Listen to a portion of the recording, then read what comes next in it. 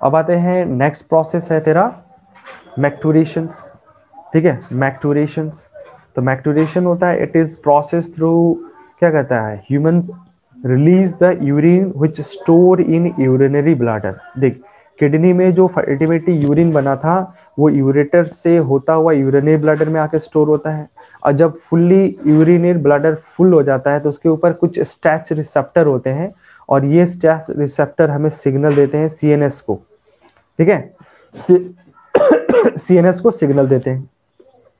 अब सीएनएस क्या करेगा, मोटर मैसेज सिग्नल भेजता है, कहाँ पे, इसी यूरिनरी ब्लैडर के ऊपर जो स्मूथ मसल्स है उनके ऊपर सिग्नल देता है कॉन्ट्रैक्शंस के लिए, और साथ में सिग्नल भेजता है रिलैक्स होने के लिए, किसको, यूरेथ्रल एक्सपिंटर। तो यूरेथ्रा जहां से स्टार्ट होता है वहां पे एक यूरेथ्रल एक्सपिंटर होता है, ठीक है ना, यूरेथ्रल एक्सपिंटर होता है, मतलब ये मान ले यूरिनरी ब्लैडर है और यहाँ से निकलना है, तो इस जगह पे यूरेथ्रल एक्सपिंटर होता है, उसको रिलैक्स होने का सिग्नल देता है। इट रिजल्ट इन द मैक्टूरेशन, जिससे क्या होगा, यूरिन रिलीज होना स्टार्ट हो जाता है। In neural mechanisms causing the micturition called micturition reflex कहते हैं। जब फुल्ली फुल हो जाएगा तो सिग्नल भेजता है, इसको मैक्टूरेशन रिफ्लेक्स कहते हैं। एक एडल्ट ह्यूमंस में 1 से लेकर 1.5 लीटर यूरिन बनता है, जिसमें 25 से लेकर 30 gram urea per day release होता है।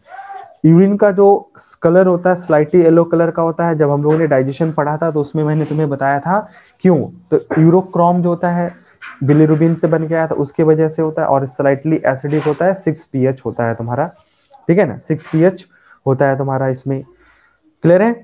और वेरियस कंडीशंस में यहाँ पे क्या होता है, मतलब मान लो कोई बीमारी उमारी होता है, उसका इफेक्ट इस यूरिन में भी दिखता है, affected the characteristics of the urine को रिप्रेजेंट करता है।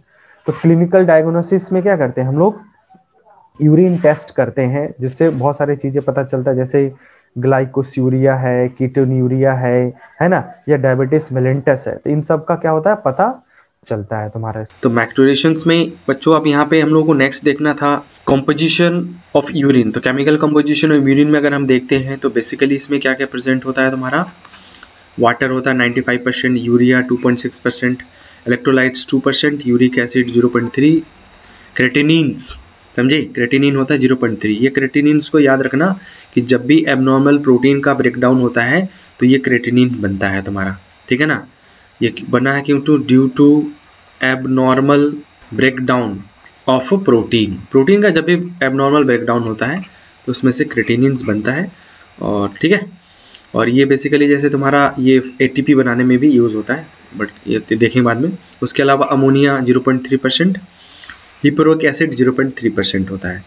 एक एडल्ट ह्यूमंस में एवरेज 1 से लेके 1.5 litre urine per day release होता है, और पेले कलर होता है यूरोक्रोम पिगमेंट जो होता है उसके वजह से होता है।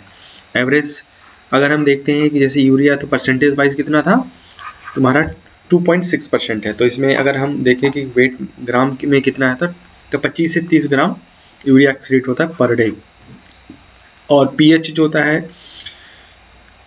यूरिन का वो होता है 6 के आसपास होता है, 6 होता है, तो स्लाइटली एसिडिक हम लोग कंडीशन कहते हैं।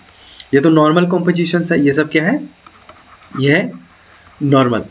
बट हो सकता है कि तुम्हारे यूरिन में कुछ एबनॉर्मली कुछ चीज़ें भी प्रेजेंट होता है, तो जब भी ये क्लिनिकल डायग्नोसिस करना होता है तो यूरिन टेस्ट जब करते हैं तो हम उसमें देखते हैं ग्लाइकोसूरिया दैट मीन्स अगर ब्लड में ग्लूकोज प्रेजेंट है तो ये रिप्रेजेंट करता है डायबिटीज को, रिप्रेजेंट करता है डायबिटीज मेलिटस। उसी तरह से कीटोन्यूरिया कीटोन बॉडीज बनता है, तो कीटोन बॉडीज जो है अगर ब्लड में प्रेजेंट है तो वो ये यूरिन में फिल्टर होके आता है, तो दैट मीन्स ये रिप्रेजेंट करता है कि बॉडी में एनर्जी वगैरह, एनर्जी मतलब ऐसे मीन्स कार्बोहाइड्रेट सोर्सेज की कमी है, जिससे फैट का ब्रेकडाउन हो रहा है। और फैट का जब भी ब्रेकडाउन होता है, फैटी एसिड या जो भी है उसका ब्रेकडाउन होता है, तो ये कीटोन बॉडी का फॉर्मेशन होता है, ठीक है ना। मतलब बॉडी अभी किसे लिपिड से या फैट से एनर्जी ड्राइव कर रहा है ना।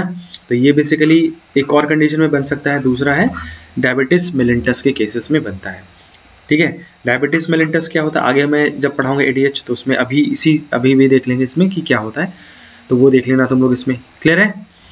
नेक्स्ट आ जाते हैं हम लोग इसमें, तो कंपोजिशन हो गया, एबनॉर्मल कंपोजिशंस हो गया, ठीक है। नेक्स्ट आ जाता है इसका रेगुलेशन देखते हैं, तो regulation of kidney functions, regulation of kidney functions, ठीक है। तो किडनी फंक्शंस में क्या क्या रेगुलेशंस हैं, मतलब कैसे इसमें किडनी के फंक्शंस को रेगुलेट किया जा सकता है, वो सब यहाँ पे देखते हैं, ठीक है। तो बहुत सारा चीज़ें हैं, लेकिन वन बाय वन करके हम लोग चलो देखते हैं। देखो, अगर मान लो क्या होता है कि किडनी से प्रेशर, किडनी में प्रेशर डाउन होता है, मतलब एक्चुअली में ब्लड वॉल्यूम और ब्लड प्रेशर अगर ये डिक्रीज होता है, तो ब्लड वॉल्यूम डिक्रीज होगा तो ब्लड प्रेशर ऑटोमेटिकली डिक्रीज होता है। ठीक है, तो कुछ पैरामीटर्स है, जैसे तुम्हारा सबसे पहले आता है लीवर, तो लीवर बनाता है एंजियोटेंसिन बनाता है। क्या बनाएगा? एंजियोटेंसिन। और ये एंजियोटेंसिन जो होता है तुम्हारा, इसमें ये अभी फिलहाल कितना 453 एमिनो एसिड्स लॉन्ग चेन होता है। हाँ, अब ये क्या हुआ देख, इसमें किडनी में एक होता है तुम्हारा जक्स्ट्रा ग्लोमेरुलस सेल्स होता है, जीजे सेल्स, और ये जीजे सेल्स जो है जो ये रिलीज करता है रेनिन सिक्रेट करेगा। ठीक है, RENIN, रेनिन सिक्रेट करता है तुम्हारा, और ये रेनिन एंजियोटेंसिन को क्या करता है? कन्वर्ट कर देता है एंजियोटेंसिन 1 में। ठीक है, 10 एमिनो एसिड लॉन्ग चेन होता है। जब ये एंजियोटेंसिन क्या होता है, जब पास होता है एंड तुम्हारा लंग्स के थ्रू, कहाँ से पास होता है? लंग्स के थ्रू, तो ये कन्वर्ट हो जाता है एंजियोटेंसिन 2 में। अब ये एक्टिव हो चुका है तुम्हारा इसमें। क्लियर है? एंजियोटेंसिन 2। अब ये एंजियोटेंसिन 2 जो है, ये 3 तरीके से हमारे किडनी फंक्शंस को इफेक्ट कर सकता है, by targeting the hypothalamus, by targeting the heart, ठीक है ना, और by targeting the adrenal glands को ही टारगेट कर ले तुम्हारा। ठीक है, तो एक एक करके देखते हैं। देख, हाइपोथैलेमस को टारगेट करता है तो इसमें से ADH का सिक्रीशंस होता है। ठीक है, ADH। और जब एडिनल कॉर्टेक्स को टारगेट करता है तो एल्डोस्टेरोन का सिक्रीशंस करता है, और जब किडनी को टारगेट करता है तो ANF, एट्रियल न्यूट्रोटिक फैक्टर्स को रिलीज करता है। तो अब इन्हीं को एक एक करके हम लोग आगे डिस्कस करते हैं। अभी फिलहाल यहाँ पे देखो ANCT में लिखा, it does by the hormonal feedback mechanisms involving the hypothalamus, juxtaglomerulus apparatus and heart. Change in blood pressure, ध्यान में रखना, ये इंपॉर्टेंट पॉइंट है। Change in blood pressures, blood volumes, body fluid volumes and ionic concentrations. Ionic concentration का मतलब sodium वगैरह अगर कम हो गया ब्लड में तो एक्टिवेट करता है ऑस्मो रिसेप्टर्स को, और ऑस्मो रिसेप्टर्स एक्टिवेट करेगा इसी रेनिन के सिक्रीशंस को, और रेनिन जो एंजियोटेंसिन को एंजियोटेंसिन 1 में कन्वर्ट कर देगा तेरा इसमें। ठीक है, कन्वर्जन चलता है। अब ये काम कैसे करता है, एक एक करके देखते हैं। तो सबसे पहले देखते हैं कि कैसे ADH फंक्शन करता है। ADH का दूसरा नाम है वेसोप्रेसिन्स। ये हाइपोथैलेमस बनाता है लेकिन रिलीज करता है इसको एंटीरियर पिट्यूटरी ग्लैंड्स। कौन करेगा? एंटीरियर पिट्यूटरी ग्लैंड्स रिलीज करता है, ध्यान में रखना। ठीक है, इसको मैं चाहे तो यहीं पे लिखा हाइपोथैलेमस। हाइपोथैलेमस सिग्नल देता है पिट्यूटरी ग्लैंड्स को, और पिट्यूटरी रिलीज होता कहाँ से? ये होगा पोस्टेरियर पिट्यूटरी। अभी हम लोग पिट्यूटरी ग्लैंड्स पढ़े नहीं है, पिट्यूटरी ग्लैंड्स जब पढ़ेंगे एंडोक्राइन सिस्टम में तो वहाँ पे और क्लियर हो जाएगा, बट ध्यान में रखना ये तुम्हारा एंटीरियर पिट्यूटरी से बाई कहाँ से आ रहा है तुम्हारा, यहीं पे लिख देते हैं, sorry, posterior pituitary, posterior gland release करता है। बनाता कौन है? हाइपोथैलेमस। रिलीज कौन कर रहा है? Posterior pituitary ADH। दूसरा नाम वेसोप्रेसिन्स। ठीक है, काफी इंपॉर्टेंट होता है वेसोप्रेसिन्स। ये क्या करेगा? व्हेन द बॉडी फ्लूइड, ये रिलीज कब होता है वही दिखा, when body fluid level decreases osmo receptors stimulate the hypothalamus to release the anti diuretic hormone. ADH का फुल फॉर्म है anti diuretic hormones. It stimulate the water. इसका काम क्या होगा? मेन काम होता है वाटर रीअब्जॉर्प्शन को एनहांस करना from distals convoluted tubules and collecting duct से। दस ADH प्रिवेंट करता है डायरोसिस। डायरोसिस का मतलब होता है loss of water, prevent the loss of water and increase the blood fluid and volumes. ठीक है, देखो इसको मैं एकदम बहुत आसान एक एग्जांपल से समझा सकता हूँ। ठीक है, मान लो कि तुमने बहुत ज़्यादा पानी पी लिया, बहुत ज़्यादा, मतलब 2-4 लीटर पानी पी लिया, तो क्या होगा? और 6-7-8 घंटे से पानी नहीं पिया। दो कंडीशन, पानी बहुत ज़्यादा पी लिया 4-5 लीटर, और 6-7 घंटे से पानी नहीं पिया। तो दोनों के केसेस में ADH का रिलीज कब होगा, ADH का सिक्रेशन ज़्यादा कब होगा, ये तुम्हें सोचना है। ठीक है, तो मैं दोनों कंडीशन एक एक करके डिस्कस करता हूँ। जैसे मान लो तुमने 4-5 लीटर पानी पी लिया, तो ये सारा पानी पेट में गया, मतलब एलिमेंट्री कैनाल, एब्जॉर्ब होके कहाँ गया? ब्लड में।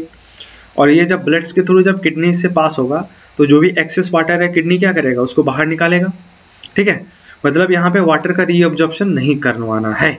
तो ADH का सिक्रेशन मतलब एक्सेस वाटर पीने की वजह से, अगर एक्सेस वाटर इन बॉडी मतलब ब्लड में अगर ज़्यादा है तो ADH का सिक्रेशन क्या हो जाएगा?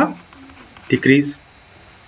दूसरा, अगर तुमने पानी ही नहीं पिया है तो वाटर डिफिशिएंट है ब्लड में, वाटर बट डिफिशिएंट ब्लड, तो ब्लड में पानी कमी है। तो इस केस में क्या होगा, जो भी ब्लड के थ्रू वाटर बनेगा मतलब फिल्टर होगा किडनी में, तो किडनी क्या चाहेगा, उसमें से मैक्सिमम वाटर एब्जॉर्ब करके ब्लड में लेके आए ताकि ब्लड का वॉल्यूम मेंटेन रहे, वाटर लॉस ना हो।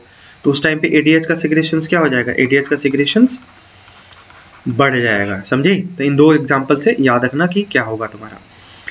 वैसे भी देखो एडीएच क्या करेगा, increase the fluid volumes, switch off the osmoreceptor and suppress the ADH release complex feedback, वही जो समझा रहा था।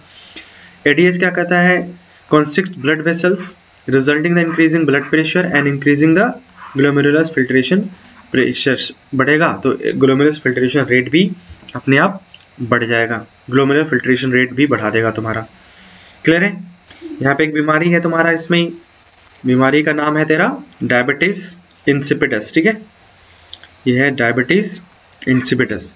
इसमें सिम्टम्स होता है वो तुम्हारा डायरोसिस, मतलब लॉस ऑफ वाटर। तो लॉस ऑफ वाटर किस फॉर्म में होगा, तुम्हारा यूरिन के फॉर्म में। तो इसमें जो भी पर्सन होता है वो फ्रीक्वेंट यूरिनेशन करता है, इंसिपिडस, और उसे बहुत जोर जोर से प्यास लगा हुआ रहता है, हमेशा प्यास रहेगा, पानी पीता रहेगा और फ्रीक्वेंट यूरिनेशंस परफॉर्म करता रहता है, क्योंकि उसमें क्या है, एडीएच की डिफिशियंसी है।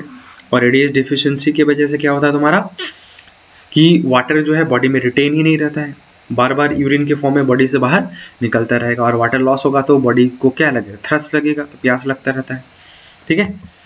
दूसरा उसके बाद जस्टाग्लोमेरुलर सेल्स को इंड्यूस करता है, तो यहाँ पे रेनिन एंजियोटेंसिन सिस्टम्स एक्टिवेट हो जाता है, RAS बोलते हैं, रेनिन एंजियोटेंसिन सिस्टम कहा जाता है, रास। तो अब यहाँ पे रेनिन रिलीज होगा तुम्हारा। रेनिन क्यों रिलीज होगा, तो अभी जस्ट यहाँ पे बताया था कि जब भी ब्लड प्रेशर्स, ब्लड वॉल्यूम्स कम होता है तो किडनी के जस्टामेरुलर गोल से ये रेनिन रिलीज होने लगता है, और रेनिन इस तरह से क्या करता है, आपके किडनी फंक्शंस को कंट्रोल करता है, ठीक है। तो यहाँ पे juxtaglomerulus apparatus is sensitive regions for the cellular modification of distal convoluted tubules and afferent arterioles at the location of their contact।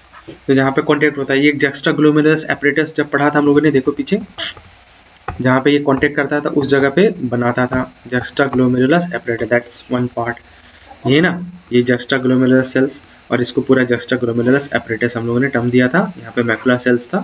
तो यही जस्टाग्लोमेरुलस सेल्स रिलीज करता है, रेनिन रिलीज करता है, ये हम लोगों ने डिस्कस कर चुके हैं ऑलरेडी। और ये जस्टाग्लोमेरुलस फिल्ट्रेशन रेट को कंट्रोल करता है। जब कभी भी क्या हो गया, fall in glomerulus blood pressure या ग्लोमेरुलस ब्लड प्रेशर्स रेट वगैरह में डिक्रीज होता है, जस्टाग्लोमेरुलस सेल्स रिलीज करता है, रेनिन को तुरंत रिलीज करेगा, और रेनिन कन्वर्ट करता है एंजियोटेंसिन को एंजियोटेंसिन 1 में, और जो एंजियोटेंसिन फर्दर एंजियोटेंसिन 2 में कन्वर्ट हो जाता है, जो कि एज ए वेसोकॉन्स्ट्रिक्टर काम करने वाला। Angiotensin perform the following functions, तो इंक्रीज क्या करता है ग्लोमेरुलस ब्लड प्रेशर्स को, और एक्टिवेट करता है एड्रेनल कॉर्टेक्स को टू रिलीज द एड्रेनल्स। तो अब ये वाला जो दूसरा पार्ट था ना, एड्रेनल्स को टारगेट करने के लिए, एड्रेनल्स का काम होता है एल्डोस्ट्रोन्स। तो एल्डोस्ट्रोन्स का जो काम होता है कि वो क्या करेगा, reabsorption of sodium and water, कहाँ से, डिस्टल कॉन्वोल्यूटेड ट्यूब्यूल्स जो होता है, डीसीटी जो होता है उस पर्टिकुलर पार्ट से ये वाटर का। तो इसमें हम लोगों ने आगे बढ़ा था कि डीसीटी में क्या होता है, डीसीटी में कंडीशनल रीअब्जॉर्प्शन होता है। तो जब कभी भी क्या होगा, ब्लड प्रेशर कम होगा, ब्लड वॉल्यूम कम होगा, सोडियम ब्लड में कम रहेगा, तो रेनिन बनेगा। रेनिन क्या करेगा, एंजियोटेंसिन को 1 में और एंजियोटेंसिन को 2 में कन्वर्ट करेगा फाइनली, और कन्वर्जन से जो एंजियोटेंसिन होता है वो एल्डोस्टेरोन्स को इंड्यूस करता है रिलीज होने के लिए, एल्डोस्टेरोन्स, और एल्डोस्टेरोन एड्रेनल कॉर्टेक्स से रिलीज होगा, और ये वाटर के रीअब्जॉर्प्शन को बढ़ा देगा तुम्हारा इसमें, ठीक है। रीअब्जॉर्प्शन अब प्लस साथ में क्या करेगा, सोडियम का कमी था तो सोडियम को रीअब्जॉर्ब करेगा, तो इससे क्या होगा, अल्टीमेटली जो ब्लड प्रेशर, जो ब्लड वॉल्यूम है वो इंक्रीज होने लगता है तुम्हारा। That's also lead to increase the blood pressure and glomerulus filtrations को क्या करेगा, ये इंक्रीज कर देता है। That's clear. तो ये था तुम्हारा रेनिन्स के बेसिस पे। लास्ट है एएनएफ। तो एएनएफ कैसे कंट्रोल करता है बच्चों, तो एएनएफ का सीधा सीधा फंडा है एट्रियल न्यूट्रेटिव फैक्टर। कहाँ से रिलीज होता है, तो हार्ट के वॉल स्पेशली एट्रिया से रिलीज होता है। एट्रियल न्यूट्रेटिक फैक्टर्स हम लोग इसको कहते हैं, और ये एक तरह का वेसो डायलेटर होता है। देखो यहाँ पे है RAS एस। रास हो गया रेनिन एंजियोटेंसिन सिस्टम। इसका काम क्या था? इसका काम था ब्लड वॉल्यूम को बढ़ाना और ब्लड प्रेशर को बढ़ाना। जब ब्लड वॉल्यूम ब्लड प्रेशर बढ़ेगा, ठीक है, तो अब ये क्या होगा, यहाँ पे ये एक है ANF, तो ये ANF को क्या करता है, ये पॉजिटिव फीडबैक दे देता है। तो अब ANF क्या करेगा तेरा इसमें, ये ब्लड वॉल्यूम को कम, ब्लड प्रेशर्स को कम करेगा, और जैसे ये कम होगा तो ये फिर से क्या करेगा, अब ये पॉजिटिव फीडबैक देता है किसको, ये पॉजिटिव फीडबैक दे देता है रास को। तो इस तरह से दोनों मिलके क्या करते हैं, अल्टीमेटली ब्लड के वॉल्यूम को और प्रेशर्स को मेंटेन कर लेते हैं, ठीक है। तो ओवरऑल इसमें किडनी का ही इन्वॉल्वमेंट रहता है, ठीक है। तो ये था रेगुलेशंस था तुम्हारा इसमें।